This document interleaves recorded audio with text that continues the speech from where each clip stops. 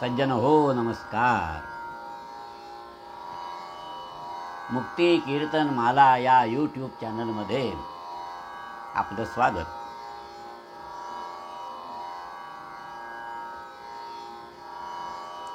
आज एक नारदीय कीर्तन घेऊन आलोय. हा कार्यक्रम 1992च्या 11 जुलै या दिवशी आकाशवाणीवरून प्रसारित झाला होता. आज यूट्यूब स्वरूपात आपल्यासमोर सादर करीत आहे. काल 24 जुलै क्रांतिकारक दामोदर हरी चाफेकर यांचा स्मृती दिन. याच विषयावरचं आज कीर्तन ऐकणार आहोत.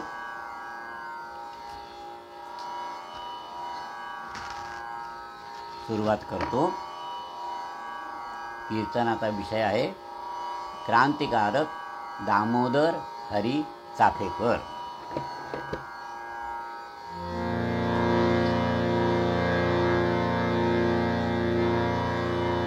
श्रीमन्महागणाधिपतये नमः. श्री सरस्वत्यै नमः. श्री गुरुभ्यो नमः. स जयति सिन्धुरवदनो देवो यत्पादपङ्कजस्मरणो वासरमणिरिव तमसा राशीन्नाशयति विघ्नानां. या कुन्देन्दु तुषारहारधवला या शुभ्रवस्त्रावृता या वीणावरदण्डमण्डितकरा या श्वेतपद्मासना या ब्रह्माच्युत शङ्करप्रभृतिभिर्देवैः सदा वन्दिता. सा मां पातु सरस्वती भगवती निःशेषजाड्यापा. मूकं करोति वाचालं पङ्गुं लङ्घयते गिरिं यत्कृपातमहं वन्दे परमानन्दमाधवम्. अगाजी विश्वैकधामा तुझा प्रसादचन्द्रमा तरुमदपौर्णिमा स्फूर्ती. पुण्डलीकवरदा हरि विठ्ठल श्री ज्ञानदेव तुकाराम. भारत माता की जय. जय जय राम कृष्ण हरी राजा राम. जय जय राम कृष्ण हरी राजा राम. जय जय राम कृष्ण हरी राजा राम. गोवर्धन गोपालन गोवर्धन गोपालन गोकुल संकट हारी. जय जय राम गोकुल संकट हारी. जय जय राम. जय जय राम कृष्ण हरी राजा राम.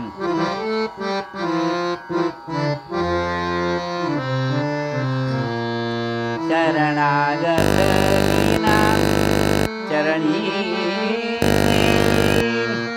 शरणागत दीना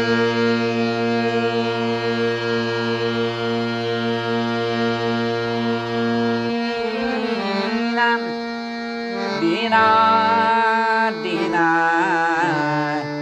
दीना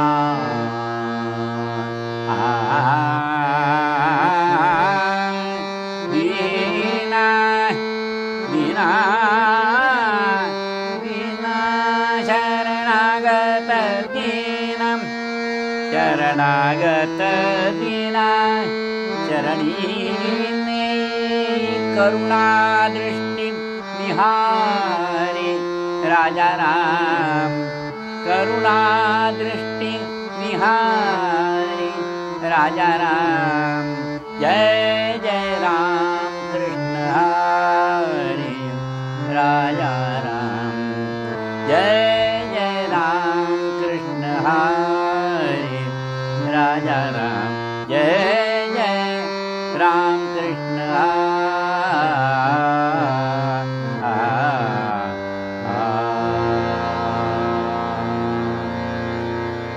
गुरुर्ब्रह्मा गुरुर्विष्णू गुरुर्देवो महेश्वरः, गुरुः साक्षात् परब्रह्म तस्मै श्री गुरवे नमः. मना सज्जनां भक्तिपंथेची जावे, तरी श्रीहरी पाविजे तो स्वभावे. जनी निंद्यते सर्व सोडून द्यावे, जनी वंद्यते सर्व भावे करावे.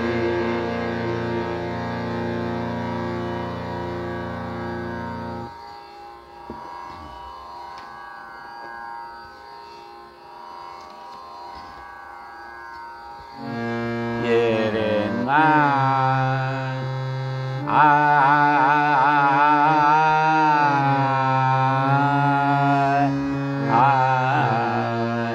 भक्त ऐसे जाना, जे देही उदास. भक्त ऐसे जाना, जे देही उदास. भक्त ऐसे जाना, जे देही उदास. गेले आशा पाश निवारुनी, गेले आशा पाश निवारुनी. भक्त ऐसे जाना, जे देही उदास. भक्त ऐसे, जे देही उदास. भक्त ऐसे जाना. विषयो तो त्यांचा झाला नारायण, विषयो तो त्यांचा झाला नारायण. नावडे धन जन माता पिता, नावडे धन धन माता पिता. विषय तो त्यांचा झाला नारायण, विषय तो त्यांचा. निर्वाणी गोविंद असे मागे पुढे, निर्वाणी गोविंद असे मागे पुढे. काहीच साकडे पडून दे, काहीच साकडे पडून दे. भक्त ऐसे जाना, जे देही उदास. भक्त ऐसे जाना, जे देही उदास. भक्त ऐसे जाना. तुका म्हणे सत्य कर्मा व्हावे साह्य, तुका म्हणे सत्य कर्मा व्हावे साह्य. घातलिया भय नरका जाणे, घातलिया भय नरका जाणे. भक्त ऐसे जाना, जे देही उदास. भक्त ऐसे जाना, जे देही उदास. गेले आशा पाश निवारुनी, गेले आशा पाश निवारुनी. भक्त ऐसे जाना, जे देही उदास. भक्त ऐसे जाना, भक्त ऐसे जाना. भक्त ऐसे जाना, जे देही उदास.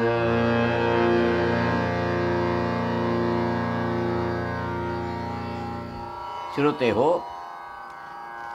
देवांना बंदिवासातून सोडवणाऱ्या धनुर्धारी श्रीरामांचा आदर्श समाजासमोर ठेवणारे छत्रपती शिवाजी महाराजांचे गुरु समर्थ रामदास स्वामी यांचा श्लोक कीर्तनारंभी घेतला आणि भक्ती, धर्म, अध्यात्म यांच्या नावानं सुरू असलेली समाजाची फसवणूक पाहून बुडते हे जन देखवे न डोळा आणि म्हणून व्यथित झालेल्या तुकाराम महाराजांचा अभंग निरूपणासाठी घेतलेला आहे.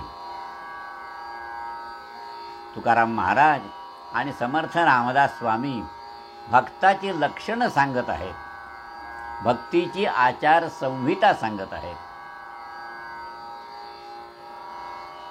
भक्ती म्हणजे काय? भक्त कोण? जो परमेश्वरापासून विभक्त नाही तो भक्त. अर्थातच तो परमेश्वर आहे कुठे, कसा आहे याचा विचार करायला हवा. देव म्हणजे काय, धर्म म्हणजे काय, समाजाची धारणा करतो तो धर्म. धर्म एकच असू शकतो आणि तो म्हणजे मानव धर्म. चराचर सृष्टीबद्ध जिव्हाळा बाळगणं म्हणजे धर्म. आणि हा धर्म अपरिहार्य आहे. जसं बिरबलाची गोष्ट आहे ना, 27तून 9 गेले म्हणजे किती उरले? तर 0. तसंच कोणत्याही धर्मातून आत्मीयतेचा ओलावा वजा केला तर काय राहिलं?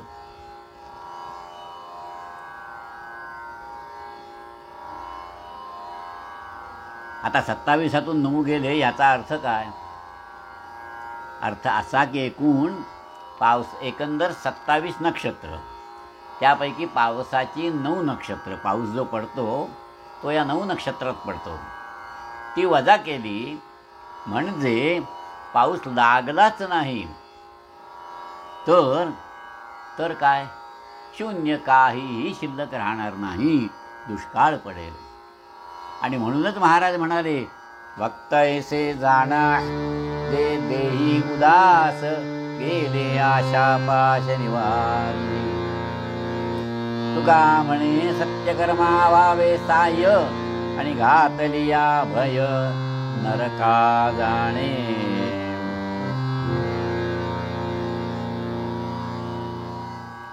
आपण जर एकाच परमेश्वराचे अंश आहोत ना, तर मग एकमेकांचा द्वेष करणं, एकमेकांना फसवणं हा मूर्खपणा आहे. जो फक्त स्वतःसाठी जगतो त्याचं जन्मणं हे जगणं नव्हे. एकेकाळी आपल्याकडे पद्धत होती, कोणती? रात्री झोपताना म्हणायचं, आस्तिक आस्तिक काळ भैरव, आस्तिक आस्तिक काळ भैरव, राणी वनीच्या बाळगोपाळांना, राणी वनीच्या बाळगोपाळांना सुखी ठेव. फक्त माझ्या मुलाबाळांना सुखी ठेव अशी संकुचित वृत्ती यामागे नाही. सगळ्या सनाथ अनाथ अर्भकांचं रक्षण व्हावं ही दिव्य भावना, उदात्त भावना यामागे आहे. आणि ही भावना म्हणजेच भक्ती. जनी निंद्यते सर्व सोडून द्यावे, जनी वंद्यते सर्व भावे करावे. हेच अध्यात्म हो. सोपी व्याख्या आहे. हेच अध्यात्म. निंद्य ते सर्व सोडून द्यावे आणि वंद्य ते सर्व करावे. श्लोक पाठ करायचे, मंत्र पाठ करायचे ते विचार करण्यासाठी, तसा कल्याणकारक आचार करावा यासाठी. मननात त्रायते इति मंत्रः. स्वार्थावर लक्ष केंद्रित करून मंत्र आणि प्रार्थना जर म्हटल्या, पाठ केल्या तर ती भक्ती होणार नाही. तुकाराम महाराज म्हणाले, साखरेच्या गोण्या बैलाची या पाठी, साखरेच्या गोण्या बैलाची या पाठी, तयासी शेवटी कर बाळे. मालाचे ते पेटे, वाहता ते उंटे, तया लागे काटे भक्षावया. वंद्य ते करा, निंद्य सोडून द्या, चांगल्याची बाजू घ्या, वाईटाबद्दल तिरस्कार बाळगा. आणि यासाठी, या सत्कार्यासाठी वेळी देह त्याग करावा लागला तरी चालेल. आप्त स्वकीय सगळे सोयरे यांचा वियोग सहन करावा लागला तरी चालेल. विषय तो त्यांचा झाला नारायण, नावडे धन जन माता पिता. समाजहितासाठी तुका म्हणे सत्यकर्मा व्हावे साह्य, कातलिया भय नरका जाणे.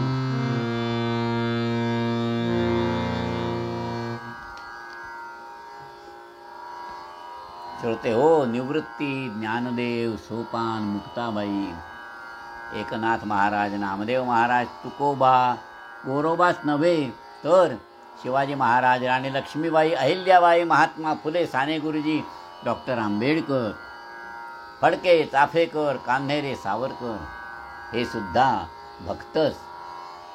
हे समाजाच्या हितासाठी झटले. सज्जनांच्या विरुद्ध जे वागतात, त्यांचा जे समाचार घेतात ते सुद्धा संतच. देहावर तुळशी पत्र ठेवून सुखोपभोग दुर्लक्षित करून ज्यांनी परित्राणाय साधूनां विनाशाय च दुष्कृतां अशी भूमिका घेतली, अशा एका राष्ट्रभक्ताची कथा आज ऐकायची आहे. आणि पूर्वपद्यात तुकाराम महाराज सांगतात,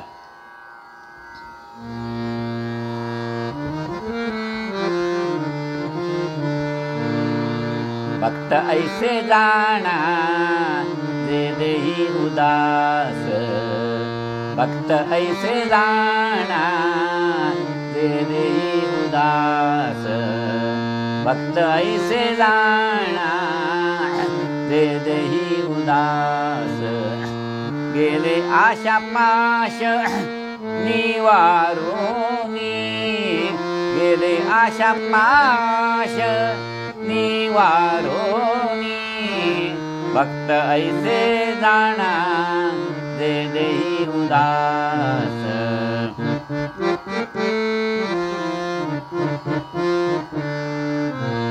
विषय तो त्यांचा झाला नारायण, विषय तो त्यांचा झाला नारायण.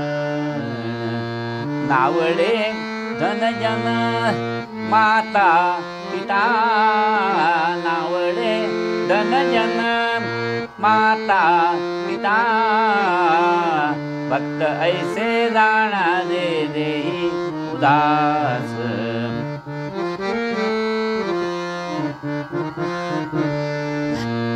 निर्वाणी गोविंद असे मागे पुढे, निर्वाणी गोविंद असे मागे पुढे, काहीच साकडे पडून दे, काहीच साकडे पडून दे.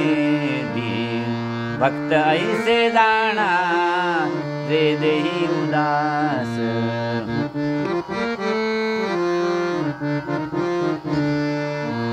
तुका म्हणे सत्यकर्मा व्हावे साय, तुका म्हणे सत्यकर्मा व्हावे साय. घातलिया भय नरका जाणे, घातलिया भय नरका जाणे. भक्त ऐसे जाणा जे देही उदास. गेले आशा पाश निवारोनी, गेले आशा पाश निवारोनी. भक्त ऐसे जाणा जे देही उदास, भक्त ऐसे जाणा जे देही उदास. सीताराम राम राम राजा राम राम राम, सीताराम राम राम राजा राम राम राम, सीताराम राम राम राजा राम राम राम. राम राम राम राजा राम राम राम सीता राम राम राम राजा राम राम राम सीता राम राम राम राजा राम राम राम राजा राम राम राम राजा राम राम राम पुंडलीक वरदा हरी विठ्ठल श्री ज्ञानदेव तुकाराम.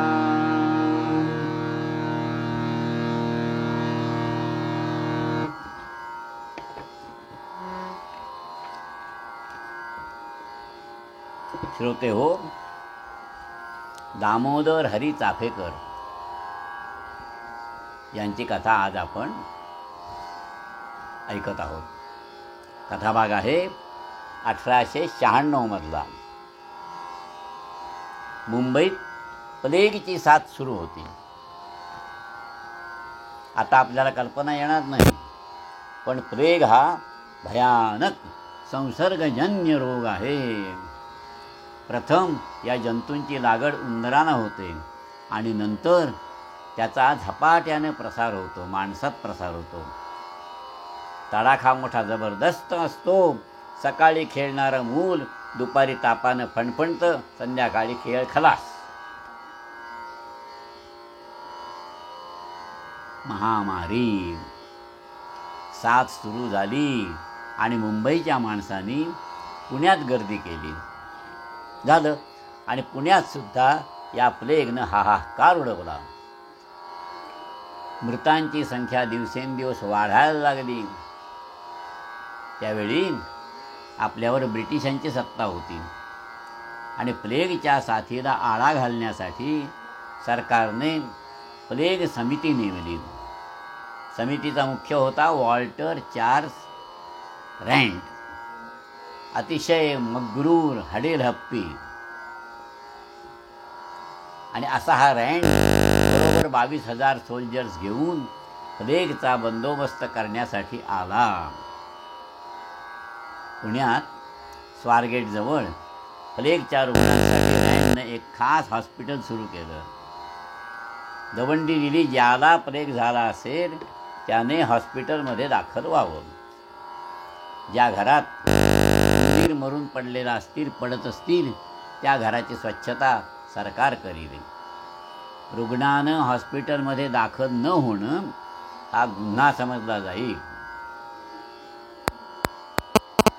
उपाययोजना चांगली होती हो, पण अंमलबजावणी होत असताना हा अनर्थ झाला.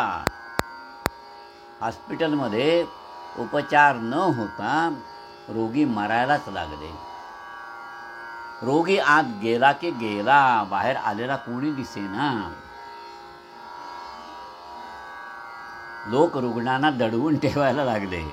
घरात लावला तर सरळ गादीत गुंडाळून नदीत टाकायला लागले, किंवा तसाच घरात टाकायचा आणि स्वतः घर सोडून निघून जायचं. कुठे? वाट कुठेल तिकडे.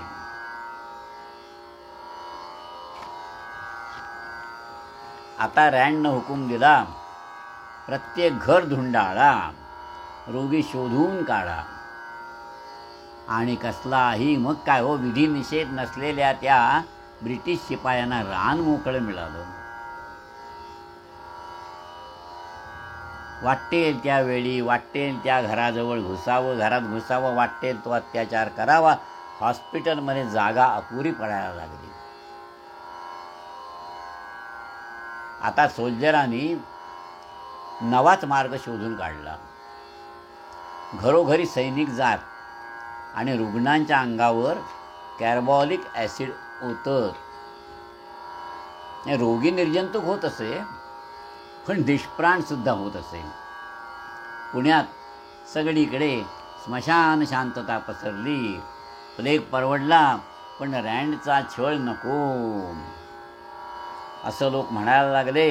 रँडच्या या धुमाकुळाला कुणी विरोध केला तर त्यालाच रुग्ण ठरवीत आणि घेऊन जाते. अर्थात तो माणूस परत येतच नसेल. अजब अवस्था प्लेगाची ही लोकांची छळणूक. अजब अवस्था प्लेगाची ही लोकांची छळणूक अब्रू घेती लुटती लोका सहन करीना लोक. अब्रू घेती लुटती लोका सहन करीना लोक. लोकमान्य टिळकांनी केसरीतून या असंतोषाला प्रसिद्धी दिली. लकडी पुलाजवळ शिवजयंतीच्या उत्सवात टिळकांचं भाषण झालं. या निमित्ताने शिवजयंतीच्या निमित्तानं भाषण झालं आणि प्रचंड जनसमुदाय जमला होता. रँडचे गुप्तहेर पूर्ण भाषण अर्थातच उतरून घेत होते. या भाषणात टिळकांनी ब्रिटिश सरकारची खरडपट्टी काढली. श्रोते प्रभावित झाले आणि श्रोत्यांपैकी तिघांनी तर काही निश्चय केला. ते होते दामोदर, बाळकृष्ण आणि वासुदेव. हरिपंत चाफेकर या नावाच्या एका सात्विक कीर्तनकारांचे हे चिरंजीव. वडिलांना साथ करता करता तिघावरही सद्धर्माचा प्रभाव पडला होता. आद्य क्रांतिकारक वासुदेव बळवंत फडके यांनी 17 फेब्रुवारी 1893 देह ठेवला आणि क्रांतीचा तोच वसा या चाफेकर बंधूंनी उचलला.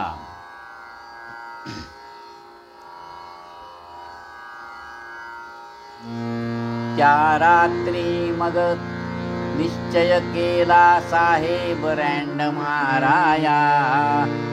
देवी निश्चय केला शिवराये खान अफजुला वदाया.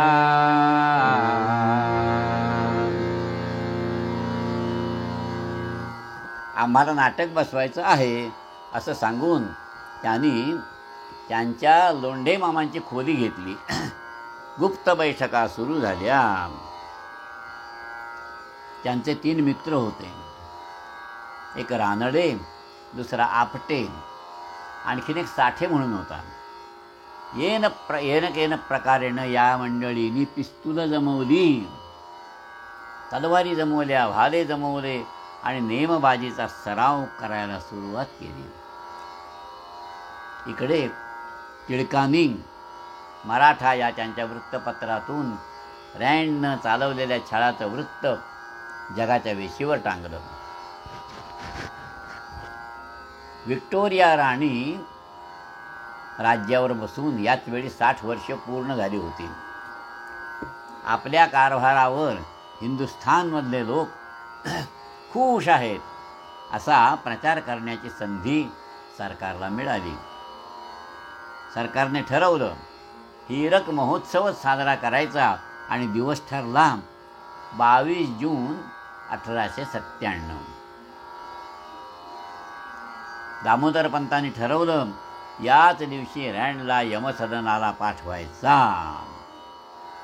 ब्रिटिश सत्तेला हादरा द्यायचा.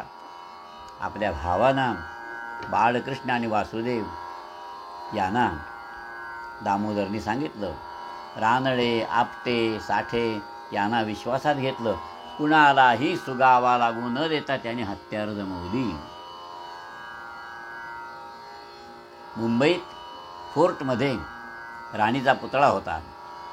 त्याला दामोदर पंतांनी जोड्याची माळ घातली, चपलांची माळ घातली, डांबर फासलं आणि तपासाची चक्र जोरात फिरायला लागली. पण व्यर्थ. राणीच्या उत्सवाच्या निमित्तानं सरकारने पुण्यात बंदोबस्त वाढवला. संशयित व्यक्तींची धरपकड 8 दिवस आधीच सुरू झाली. आता चाफेकर बंधूंनी मरणाची भीती कधीच सोडली होती. 21 जूनला वासुदेवानं बटलरचा पोशाख केला आणि गव्हर्नरच्या बंगल्यावर जे शिपाई बंदोबस्तासाठी ठेवले होते त्यात जाऊन ते मिसळले.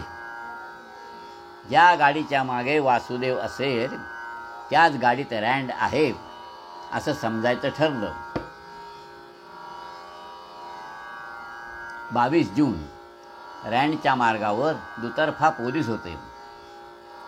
4 चाकी घोडागाडीत रँड बसला आणि त्याच्या गाडीच्या मागोमाग बटलरच्या पोशाखात वासुदेव धावत निघाला. रँडला वाटलं या बटलरला पोलिसांनी गाडी मागे ठेवलं असेल आणि पोलिसांना वाटलं रँड साहेबांनी बटलरला मुद्दाम गाडी मागे पळत यायला सांगितलेलं असणार आहे. उत्सवातली दारूची आतषबाजी बघण्यासाठी, शोभा बघण्यासाठी जनतेनं तुफान गर्दी केली. रानडे, आपटे, साठे यांनी भरपूर फटाके बरोबर घेतले. दामोदर आणि बाळकृष्ण यांनी 2-2 पिस्तुलं घेतली. एक भाला घेतला, तलवार घेतली, तंग तुमानी घातल्या, डोक्याला फडकी बांधली आणि चतुशृंगीजवळ एका मोरीत दामोदर आणि बाळकृष्ण लपून बसले.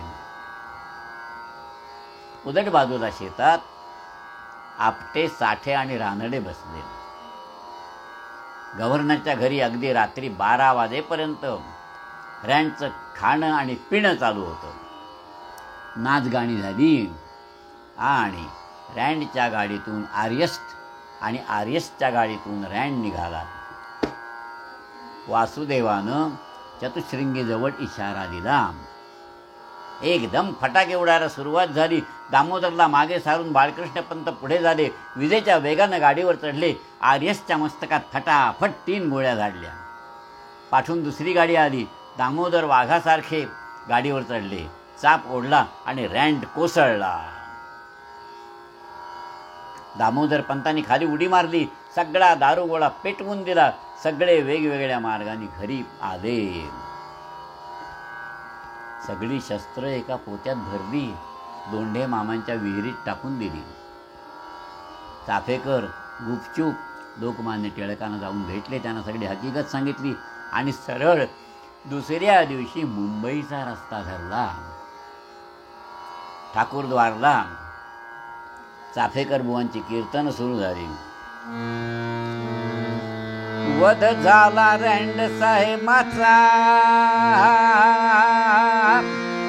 वध झाला रँड साहेबाचा, माझ ब्रिटिशांचा बंद झाली वाचा. कळेना धाडस कोणाचे, कळेना धाडस कोणाचे, दिवाळे निघाले अकलेचे, दिवाळे निघाले अकलेचे. चालेना काही सत्तेचे, चालेना काही सत्तेचे.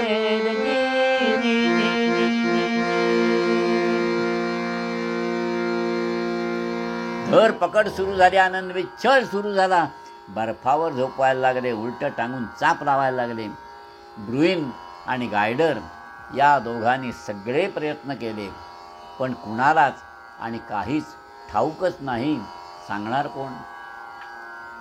आणि या छळाला टिळकांनी प्रसिद्धी दिली. सरकारचं डोकं ठिकाणावर आहे काय?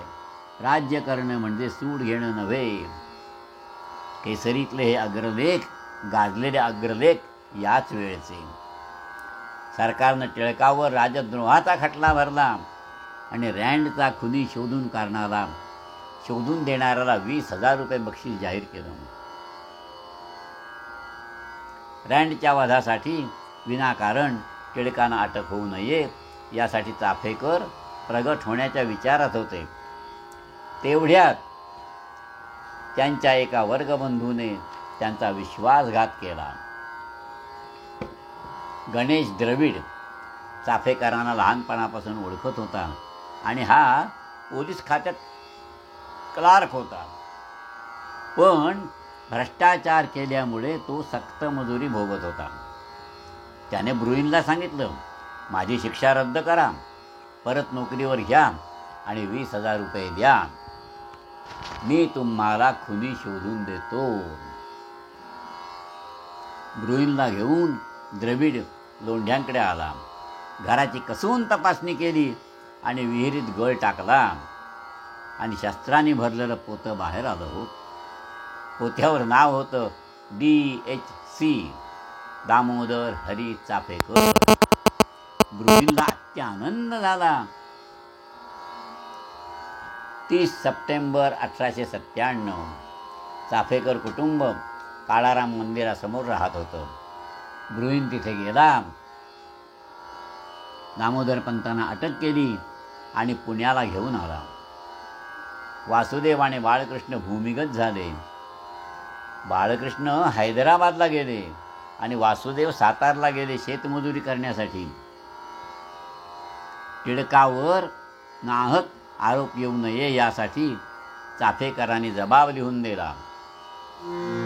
करीतो कबूल की मी जनछल शमनार्थ रँड मारियला, स्वार्था किमपि न धरिले झटलो देशाभिमान दाखविला.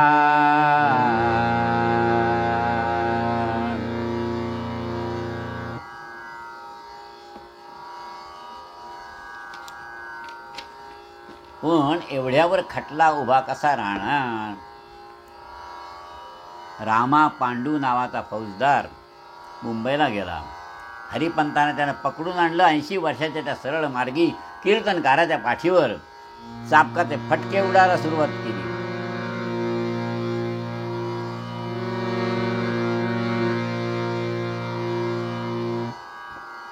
बोल, कुठे आहेत ते हरामखोर बाळकृष्ण आणि वासुदेव? आनंदे भवसागरात असता त्या प्रेम नौकेतुनी, झाले वादळ हाय हाय बसली नौका तडी जाऊनी.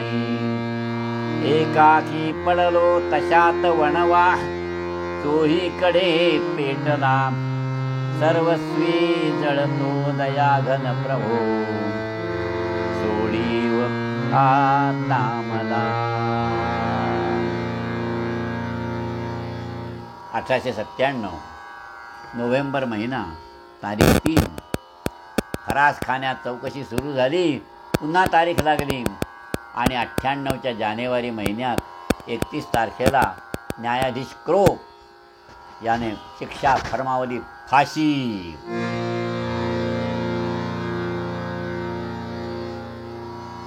उच्च न्यायालयानं सुद्धा तीच शिक्षा कायम केली. फाशी शब्द ऐकताच दामोदर पंतांची आई खाली कोसळली. ती परत उठलीच नाही.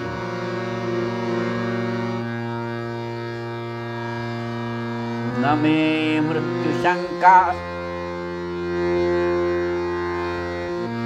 न मे मृत्युशंका. दामोदर पंत शांत होते. न मे जाती भेदा,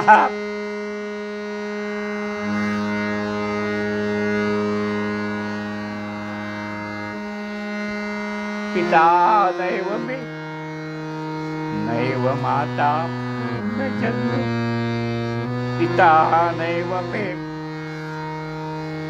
नैव माता न जन्म, न बंधुर न मित्रं गुरुर्नैव शिष्या, चिदानंद रूपा शिवोऽहं चिदानंद रूपा.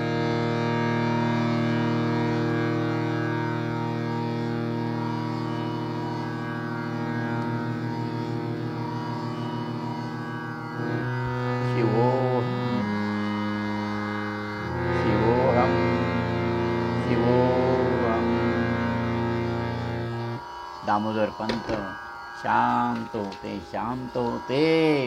April 18 April 1898.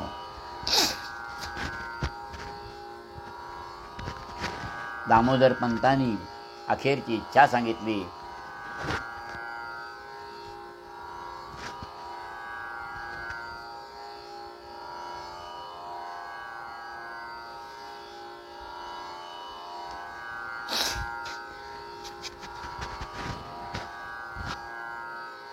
माझ्या हातात गीतेची प्रत द्या. माझा देह माझ्या वडिलांच्या ताब्यात द्या. माझ्या देहाला मी मेल्यावर सुद्धा गोऱ्यांचा स्पर्श होऊ देऊ नये. दामोदर पंतांनी खड्या सुरानं भजनं म्हणायला सुरुवात केली. सगळा समाज हळहळला. पाय बांधले, हात मागे घेतले, तोंडावर काळी टोपी घेतली, हातात गीता दिली, जेली लावला, जाड दोन गळ्यात अडकवला, पायाखालची फळी उडवली आणि डॉक्टरनं पायाच्या नसा कापल्या. देहाची तडफड शांत झाली. भारताचा दुसरा स्वातंत्र्यवीर संपला.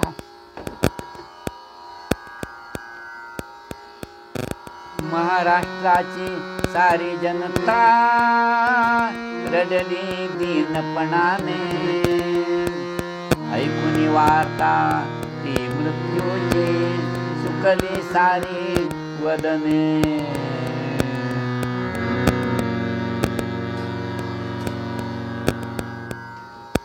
सगळा हिंदुस्थान रडला. चाफेकर कुटुंबाला अनावर शोक झाला. रानडे रडले, आपटे रडले, टिळक रडले.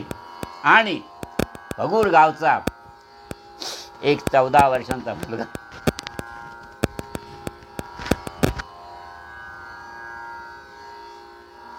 14 वर्षांचा मुलगा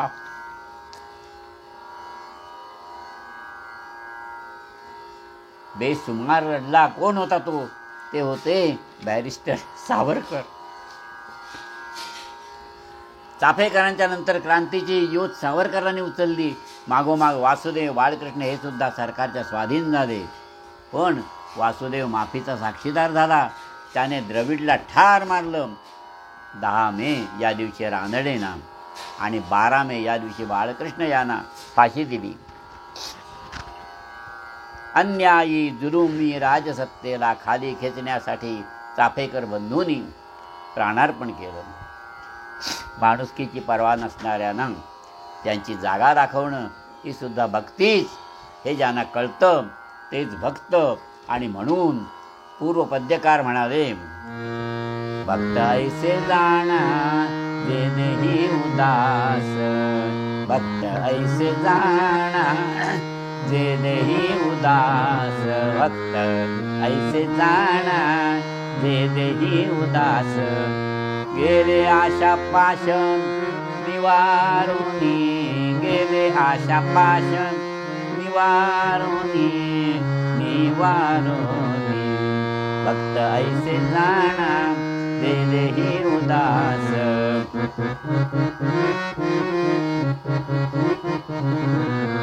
तुका म्हणे सत्य कर्मा व्हावे साह्य, तुका म्हणे सत्य कर्मा व्हावे साह्य. कातलिया भय नरका जाणे, कातलिया भय नरका जाणे. भक्त ऐसे जाणा जे देही उदास, भक्त ऐसे जाणा जे देही उदास. गेले आशा पाश निवारुनी, गेले आशा पाश निवारुनी, निवारुनी. भक्त ऐसे जाणा जे देही उदास, भक्त ऐसे जाणा, भक्त ऐसे जाणा, भक्त ऐसे जाणा जे देही उदास. कुंडलिक वरदा हरी विठ्ठल. भारत माता की जय.